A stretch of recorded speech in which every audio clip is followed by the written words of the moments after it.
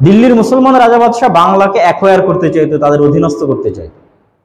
কিন্তু আজকেও যদি আপনি বাংলাদেশের প্রাকৃতিক রূপ বৈচিত্র্য দেখেন, তাহলে আজ থেকে 500-600 বছর আগে কিরকম প্রাকৃতিক রূপ বৈচিত্র্য থাকতে পারে, আজকেও যদি বাংলাদেশের সকল কালভার্ট, ব্রিজ, সেতু সব ভেঙে দেওয়া হয়, নাই মনে করেন কোনো কালভার্ট, ব্রিজ, সেতু কিছু নাই, তাহলে বর্ষাকালীন সময়ে এই বাংলাদেশে চলাচল করা অসম্ভব। তো ইতিহাসের পাতায় লেখা আছে, যেমন শাহ ইলিয়াস, যাকে বাঙালিদের জাতির পিতা হিসেবে ইতিহাসে অভিহিত করা আছে, যিনি প্রথম বাঙালি ভাষাভাষী মানুষজনকে একত্রিত করে একটা শাসন ব্যবস্থা প্রতিষ্ঠিত করেছিলেন। তার বিরুদ্ধে বহু যুদ্ধ করেছে দিল্লির শাসকরা, কিন্তু বাংলার শাসকরা ওয়েট করতো, অপেক্ষা করতো কখন বর্ষাকাল আসবে। বর্ষাকাল আসলে সব নদী নালা, খাল বিল সব ডুবে যেত, তখন দিল্লির শাসকরা এখান থেকে পালিয়ে যেত। প্রচুর পরিমাণে যোগাযোগ দুর্বলতা এবং অত্যাধিক মশার উপদ্রব। মশার উপদ্রবের কথা ইবনে বাতুতা তার সফরনামার মধ্যে লিখে গেছেন। বাংলাদেশকে তিনি এইভাবে চিত্রায়িত করেছেন যে জাহান্নামের মধ্যে এক টুকরো জান্নাত, মানে জাহান্নাম এবং জান্নাত। তো জাহান্নাম কেন? প্রচন্ড ভ্যাপসা গরম এবং প্রচুর পরিমাণে মশা। ইবনে বাতুতা বাংলাদেশে এসেছিলেন এবং ওই সময় বাংলাদেশের সম্ভবত শাহজালাল রাহিমাহুল্লাহ অথবা তার কোনো প্রতিনিধির সাথে ইবনে বাতুতার দেখা এবং সাক্ষাৎ হয়েছিল, যা তিনি তার বইয়ের মধ্যে লিখে গেছেন। তো এই জন্য ওই সময়টাকে বলা হয় স্বাধীন সুলতানি শাসনামল, এবং এই স্বাধীন সুলতানি শাসনামলের অসংখ্য চিহ্ন এখনো বাংলাদেশে বাকি আছে, টিকে আছে। যেমন আপনি যদি রাজশাহীর বাঘা মসজিদে যান, তাহলে ওই যে স্বাধীন সুলতানি শাসনামলের একজন সুলতান নাসির উদ্দিন নুসরত শাহ, তার তৈরি করা মসজিদ। নওগাঁয় একটা মসজিদ আছে কুসুম্বা মসজিদ, এটা সুলতান ফিরোজ শাহের ছেলের তৈরি করা মসজিদ। তো ওই স্বাধীন সুলতানি শাসন আমলের অসংখ্য আলামত এখনো বাংলাদেশের বিভিন্ন প্রান্তে, বিভিন্ন অঞ্চলে বাকি আছে। যেহেতু এটা গৌড় রাজধানী ছিল, যেটা আমি আপনাদের পাশে বললাম, সেহেতু তার আশেপাশে এই ধরনের পুরাতন মসজিদ বেশি পাওয়া যাবে, এটাই স্বাভাবিক। পাশাপাশি একটা সময় কিছুদিনের জন্য তাদের রাজধানী ছিল সোনারগাঁ, সেহেতু সোনারগাঁ এবং তার আশেপাশে কিছু পাওয়া যাবে, এটাই স্বাভাবিক। আর এই স্বাধীন সুলতানি শাসন আমলের চিরতরে খাতেমা বা নিঃশেষ হয় মোগলদের হাতে।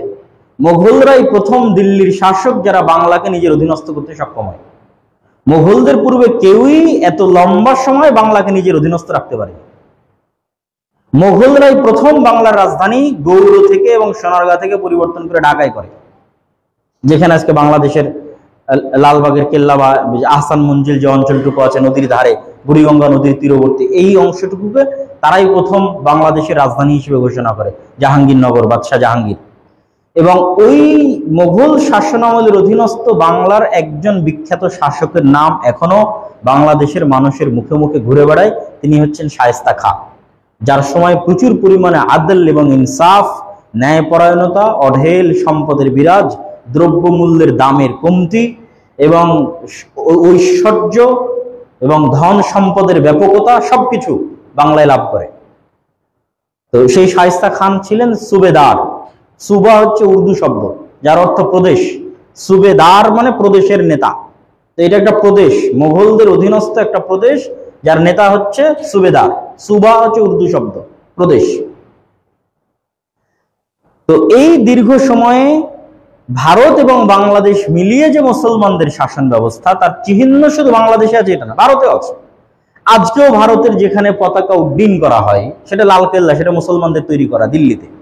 এবং পুরান দিল্লিতে মুসলমানদের এরকম অসংখ্য স্থাপনা আছে, শাহী জামে মসজিদ থেকে শুরু করে অসংখ্য স্থাপনা আছে, যা মুসলমানরা এই দেশ একদিন শাসন করেছে এবং এই দেশ থেকে সম্পদ চুরি করেনি, এই দেশ থেকে সম্পদ পাচার করেনি, এই দেশের সম্পদ এই দেশে রেখেছে, এই দেশে ইনভেস্ট করেছে, তার অসংখ্য আলামত আছে। সেটা কুতুব মিনার হোক, সেটা তাজমহল হোক, সেটা ফতেপুর সিক্রি হোক, দুর্গ হোক, অসংখ্য মসজিদ, মাদ্রাসা এবং স্থাপনা এখনো প্রমাণ বহন করে যে এই অঞ্চলে মুসলমানরা শাসন করত এবং তারা ব্রিটিশদের মতো বিদেশি শাসকের আচরণ করেনি। কিন্তু তারপরও দুঃখজনক হলেও সত্য, যখন আমি আমার স্টুডেন্ট লাইফে ভারতে গেছিলাম, তখন আমি দেখেছি যে ভারতের মধ্যে একটা টেন্ডেন্সি, নতুন প্রজন্মের মধ্যে, যে মুসলিম শাসকদেরকে বহিরাগত আক্রমণকারী হিসেবে উপস্থাপন করা এবং ওই সমস্ত মুসলিম শাসকদের বিরুদ্ধে যে সমস্ত হিন্দু শাসকরা যুদ্ধ করত, তাদেরকে মূল স্বাধীনতাকামী, তাদেরকে নিজের মূল উত্তরসূরি, হিসেবে চিত্রায়িত করা, এটা একটা টেন্ডেন্সি ছিল। কিন্তু এইটা আমার মাথায় কখনো আসেনি যে এইরকম টেন্ডেন্সি একদিন বাংলাদেশেও আসতে পারে। বাংলাদেশের বই পুস্তকও একদিন লেখা হতে পারে যে ইখতিয়ারউদ্দিন মহসিন বখতিয়ার খিলজি আক্রমণকারী বা পাহাড়পুরের বৌদ্ধ বিহার ধ্বংসকারী, এইরকম আক্রমণকারী হিসেবে চিহ্নিত করে, দখলকারী হিসেবে চিহ্নিত করে মুসলমানদেরকে বাংলাদেশের বইয়ের মধ্যে পড়ানো হবে, এটা তখন আমার কল্পনায় ছিল না। এটা তখন আমি ভারতে দেখতাম এবং আশ্চর্য হতাম যে কিভাবে এই অঞ্চলের দীর্ঘদিনের শাসকরা তাদের সকল উন্নতি এবং উন্নয়ন এই অঞ্চলের জন্য ব্যয় করলো। আর যেখানে ব্রিটিশরা সবকিছু এখান থেকে লুটে নিয়ে গেল, সেখানে তারা ব্রিটিশদেরকে শত্রু না বানিয়ে এই সমস্ত নিরীহ মুসলিম শাসকদের শত্রু বানিয়েছে, বাদশাহ আলমগীরকে শত্রু বানিয়েছে। হ্যাঁ, তাদের কাছে একজন আবার খুব পছন্দের, বাদশাহ আকবর, দ্বীনে ইলাহির যিনি আবিষ্কারক, যিনি প্রচুর পরিমাণে হিন্দু এবং মুসলিমদের কালচারাল মিক্সিং চাইতেন এবং প্রচুর পরিমাণে কালচারাল মিক্সিং এর কারণে মুসলমানদের আকীদায় বিভ্রান্তি চলে এসেছে, মুসলমানরা কবর পূজা শিখেছে, মুসলমানদের বিবাহের সংস্কৃতিতে অসংখ্য কুসংস্কৃতি প্রবেশ করেছে, প্রত্যেক ধাপে ধাপে সামাজিক সংস্কৃতিতে কুসংস্কার প্রবেশ করেছে মুসলিম এবং হিন্দু কালচারাল মিক্সিং এর কারণে রাষ্ট্রীয় পৃষ্ঠপোষকতায়। বাংলার একজন শাসক একই কাজ করেছিলেন, আলাউদ্দিন হোসেন শাহ। তিনি শ্রী চৈতন্যের মতবাদে প্রভাবিত হয়ে তিনিও চাইতেন এই বাংলায় মুসলমানরা হিন্দু এবং মুসলমানের মধ্যে কালচারাল মিক্সিং প্রতিষ্ঠিত হোক। সম্মানিত উপস্থিতি, তো এই বাংলায় মুসলমানদের যে দীর্ঘ দিনের স্বাধীন সুলতানি শাসনামল বলি অথবা মোগলদের শাসনামল বলি, এই দীর্ঘ সময়ের মধ্যে দুইটা ট্র্যাজেডি খুব বড়। একটা ট্র্যাজেডি হচ্ছে রাজা গণেশের উত্থান। এই বাংলায় মুসলমান সম্রাটকে হত্যা করে হিন্দু রাজা গণেশের উত্থান হয় এবং দীর্ঘ 14-15 বছর তিনি এই অঞ্চলে শাসন পরিচালনা করেন। ইতিহাসের পাতায় ঘাটলে দেখা যায় যে তখন যেই পরিমাণ মুসলিম আলেম ওলামা এবং মাদ্রাসার শিক্ষার্থী তাদের উপর যে পরিমাণ অত্যাচার এবং জুলুম হয়েছে, সেটা সহ্য করতে না পেরে অত্র অঞ্চলের একজন আলেমের নাম ছিল কুতুবে আলম।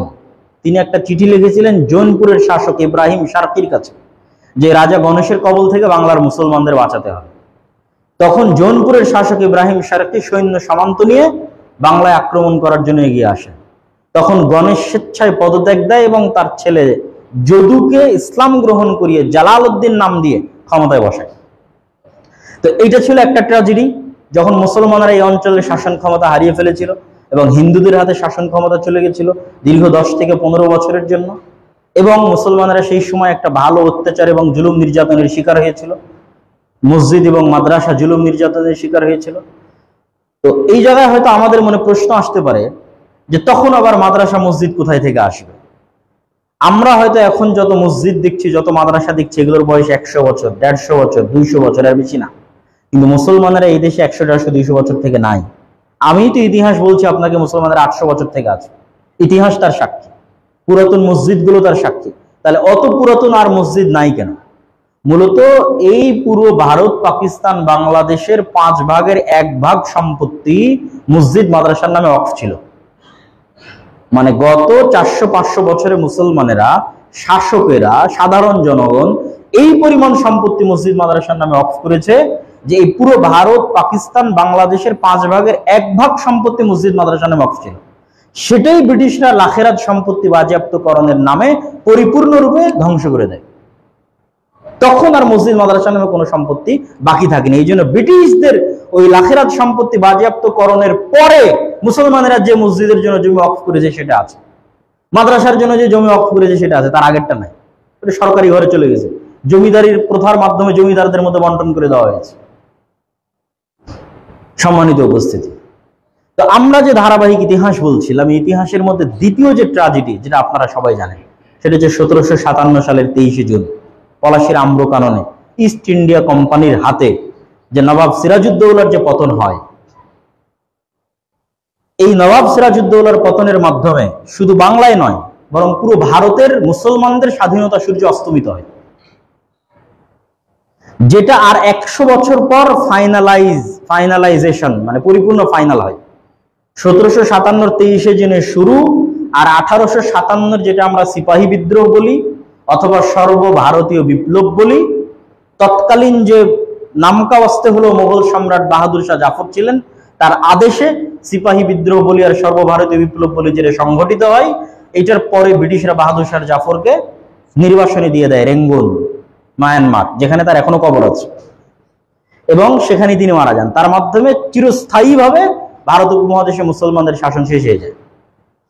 কিন্তু 1857 আগেই এবং 1757 এই পতনের পরেই মুসলমানদের মধ্যে ব্রিটিশদের বিরুদ্ধে জিহাদের চেতনা, দেশ স্বাধীন করার চেতনা কাজ করে।